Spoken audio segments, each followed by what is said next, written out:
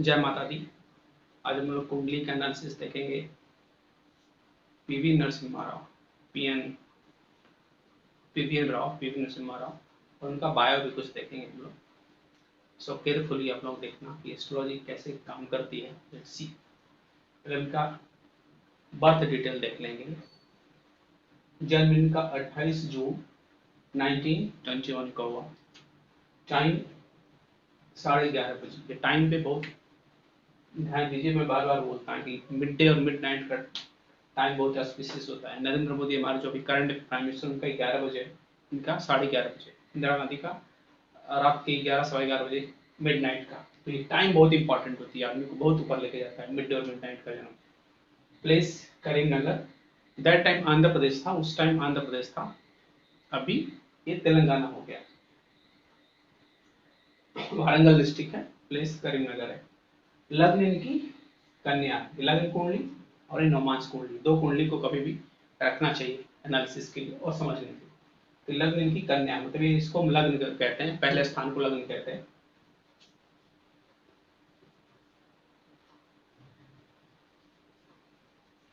तो इनकी लग्न जो है, लग्न कन्या है। राशि मीन, 12वीं राशि इनकी। जो चंद्रमा है वो 12वीं राशि में, तो जो राशि है वो मीन है। नक्षत्र उत्तराभाद्र, चंद्रमा उत्तराभाद्र में, उत्तराभाद्र शनि का नक्षत्र। और नरेंद्र मोदी का देखोगे अब तो उनका भी जो चंद्रमा है वो शनि के नक्षत्र में, और उनका नक्षत्र अनुराधा है। अनुराधा का भी मालिक शनि होता है, तो सिमिलरिटी है। नक्षत्र उत्तराभाद्र, राशि मीन, तिथि कृष्ण अष्टमी। चंद्रमा को बहुत ज्यादा बल है नहीं है, बहुत कम भी नहीं, मतलब ठीक है, चंद्रमा को बल ठीक ठाक है। जब प्राइम मिनिस्टर बने तो उनकी मंगल की महादशा चल रही थी 1991 में। जब उनकी डेथ हुई 24 दिसंबर 2004 को, तो उनकी जो महादशा चल रही थी वो राहु की महादशा चल रही थी। वो भी मैं प्रूफ करूंगा, जो मैं बार बार बोलता हूँ कि महादशा डेथ कैसे होती है। सप्तमे से संबंध रखना और अष्टमे से संबंध रखना, तो डेथ होती है। इनकी कुंडली जब वो प्राइम मिनिस्टर बने तो मंगल की महादशा थी। मंगल दसम स्थान में है, लग्नेश और दशमेश के साथ बैठा है। बुध और गुरु शुक्र दशम में बैठे हुए हैं, तो बुध आदित्य योग भी बन गया है। बहुत अच्छा योग माना जाता है बुध और सूर्य का, बुध आदित्य योग। और दशम के कारक भी है, बुध और सूर्य दशम के कारक भी हैं। गुरु और शनि दो और कारक। इस घर को सबसे पावरफुल कहा जाता है। मैं बार बार बोलता हूँ कि इस घर के 4 कारक हैं, सूर्य, बुध, गुरु और शनि। तो इस दशम स्थान से 4 ग्रह संबंध रखते हैं। बुध और शुक्र तो दशम में है ही। नवमांश कुंडली में आप देखोगे तो गुरु जो है उस दशम में बैठा हुआ है, और शनि जो है वो पूर्व फाल्गुनी,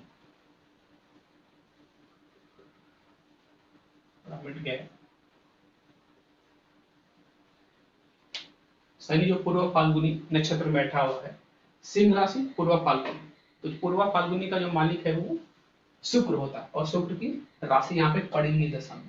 तो 4 ग्रह कहीं न कहीं दशम स्थान से संबंध रखते हैं। बहुत ही पावरफुल कुंडली बनती है। सबसे पावरफुल एक घर होता है दशम घर, क्योंकि 4 कारक होते हैं। जब ये प्राइम मिनिस्टर बने पीवी नरसिम्हा राव, तो इसी मंगल की महादशा चल रही थी। और मंगल किसी कंट्रोल में, बार बार बोलता हूँ कि कोई भी ग्रह जिस राशि में है उससे ज्यादा पावर उसको नक्षत्रों का बल होता है, क्योंकि नक्षत्र स्थिर होता है। मंगल देखिए अरिद्रा आर्द्रा नक्षत्र में, और आर्द्रा नक्षत्र का मालिक राहु है, और राहु को बल है। राहु लग्न कुंडली में 7 नंबर में है, 7वीं राशि में है, तुला में। और नवमांश भी देखिए, नवमांश कुंडली में भी राहु 7वीं राशि में, मतलब राहु वर्गोत्तम है। यहाँ पे भी 7 नंबर में है, यहाँ पे भी 7 नंबर में, मतलब तुला में। लग्न कुंडली, नवमांश कुंडली, और राहु दशम में है। तो दशम में कर्म स्थान, नेम फेम, पिता का स्थान माना जाता है। तो ये 4 ग्रह ए, और राहु 5वां ग्रह, और राहु के क्षेत्र में मंगल बैठा हुआ। उसी मंगल के ही महादशा में प्राइम मिनिस्टर बने थे 1991 में। तो ये बहुत ही स्ट्रॉन्ग कुंडली बनी। और दूसरा मैं कहूंगा कि मंगल इनका अस्त है। प्राइम मिनिस्टर तो बने, बट कितना उथल पुथल हुआ आपको पता है। बाबरी मस्जिद 1992 दिसंबर में डिमोलिश हुई, उसके लिए गोले में आया। 93 में बम ब्लास्ट मुंबई में हुआ, उसके लिए उनको ब्लेम आया। 2G स्टॉक मार्केट स्कैम में उनका नाम आया, तो उनको कुछ बहुत सारे पैसे दिए गए थे, मैं इसमें आपको बारे में बताऊंगा। उसके लिए उनका नाम खराब। बूटा सिंह को आया था MP खरीदने के लिए, बूटा सिंह बोला कि मैंने उनको पैसा दिया, वो सारे उनके ब्लेम्स आए, बट सारे ब्लेम से वो बाहर आए। कोर्ट ने उनको बाजिद बरी किया, क्योंकि मंगल अस्त था, इसके लिए उथल पुथल हुआ, और मंगल स्ट्रांग था करके उनको प्राइम मिनिस्टर बनाया। तो इनकी कुंडली, इसको मैं सबसे ज्यादा इंपॉर्टेंस दूंगा, महत्व दूंगा, क्योंकि मिड डे और मिड नाइट का जन्म, मैं बार बार बोलता हूँ कि जिसके भी कुंडली में मिड डे और मिड नाइट का जन्म होगा, आप समझ लो बहुत स्ट्रांग कुंडली है, बहुत सारे दोषों को, बहुत सारे प्रॉब्लम्स को ऑटोमेटिक सॉल्व कर लेता है। इसके बाद थोड़ा इनका हम बायो देख लेते हैं। उनको 3 साल की उम्र में पमुल पार्थिव रिलेशन में ही थे वो लोग, उन्होंने 3 साल में उनके मम्मी पापा से क्या कर लिया, अडॉप्ट कर लिया। जस्ट ही वाज 3 ईयर, उनको अडॉप्ट कर लिया गया, और उनका एजुकेशन बाकी सब चीजों अडॉप्टेड चाइल्ड हुआ। 9th barrister PM of India, वो अपनी कंट्री के नामे प्राइम मिनिस्टर थे। और मैंने ये वर्ड इस्तेमाल किया कि दूसरे बारिस्टर PM बने। पहला बारिस्टर PM को पंडित नेहरू, और दूसरे बारिस्टर PM बारिस्टर PM ये एजुकेशन जो था इनका LLM किए थे, मास्टर ऑफ लॉ जिसको हम कहते हैं, उन्होंने किया था। तो नवे प्राइम मिनिस्टर थे इंडिया के। Father of Indian economy reform, yes, उनको father of Indian economy reform में कहते हैं, और फादर ऑफ न्यूक्लियर प्रोग्राम भी उनको कहा जाता है। Father of nuclear programme, father of nuclear programme और father of Indian economy reform. Bankrupt होने वाली थी कंट्री, इन्होंने और finance minister doctor Manmohan Singh आके कंट्री को संभाला। और जो भी आज हम देख रहे हैं जो हो रहा है, उनका किया धरा क्या हो रहा है, फिर से कंट्री डिक्लाइन हो रही है, नीचे जा रही है। Remover of licence Raj, yes, उसके पहले पंडित नेहरू का लाइसेंस राज चलता था, और डिफिकल्टी थी कल कारखानों को खोलने में, मिल फैक्ट्रियों को खोलने में, चलाने में, तो बाहर के मिनिस्टर नहीं आ रहे थे, तो लाइसेंस राज को उन्होंने स्क्रैप कर दिया, रिमूव कर दिया। पंडित नेहरू से जो चलता आ रहा था लाइसेंस राज, उन्होंने खत्म कर दिया। LPG model of economy, yes, LPG बोले तो liberalisation, privatisation and globalisation model of economy उन्होंने इंप्लीमेंट करा, जिससे बाहर के लोग आए, इन्वेस्ट किए इंडिया को, और इंडिया की इकोनॉमी बूम करी। CM ऑफ आंध्र प्रदेश, आंध्र प्रदेश के CM थे, चीफ मिनिस्टर भी थे 1971 से 1973, 2 साल, उसके बाद वहां पे प्रेसिडेंट रूल लग गया। 17 लैंग्वेज जानते थे, यस, लोग बोलते हैं 17 लैंग्वेज जानते थे, बाहर के भी कितने, फ्रेंच, जर्मन, अरबिक और बहुत सारे लैंग्वेज जानते थे। इस तरह से कुल मिलाकर उनको 17-18 लैंग्वेज आती थी। इजराइल ताइवान से हमारे रिलेशन बहुत अच्छे बने PVN राव के टाइम पे।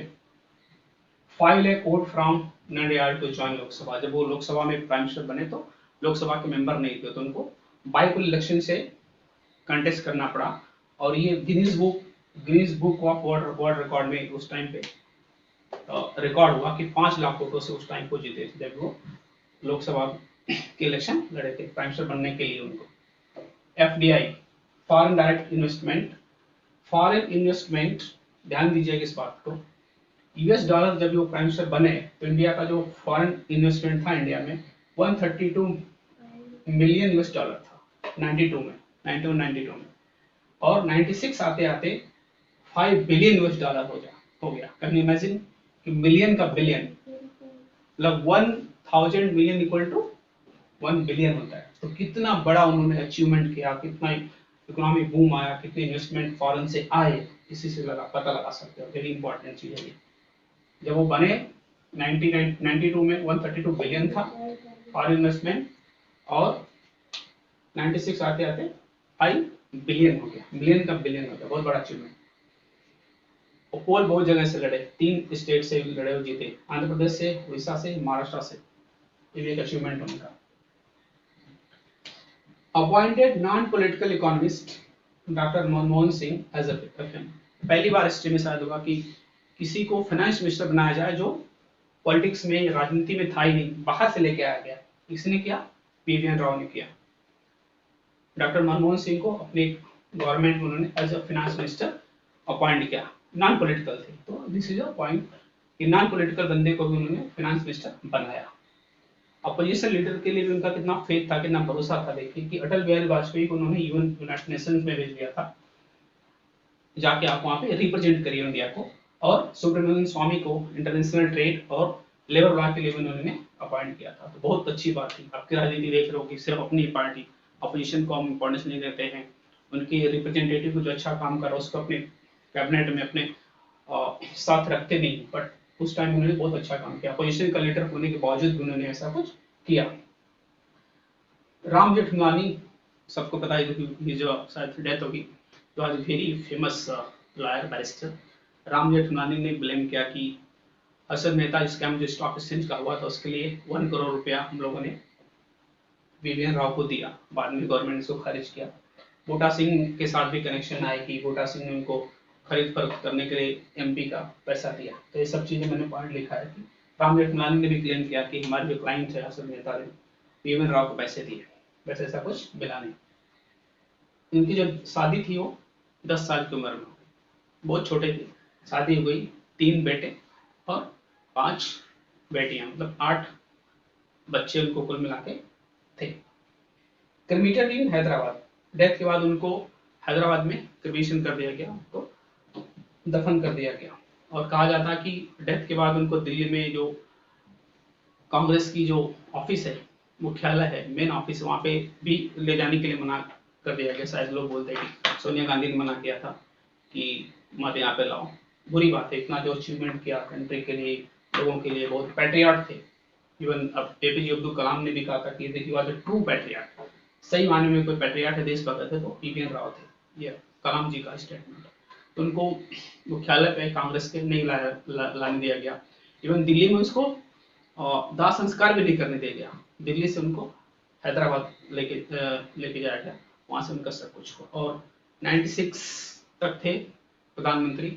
97-98 आते आते सोनिया गांधी का इन्फ्लुएंस राजनीति में बढ़ता गया और वहां से फिर बाहर गए, रिटायरमेंट ले ली। तो this is the short bio and astrology prediction. Please watch it and like it. Thank you.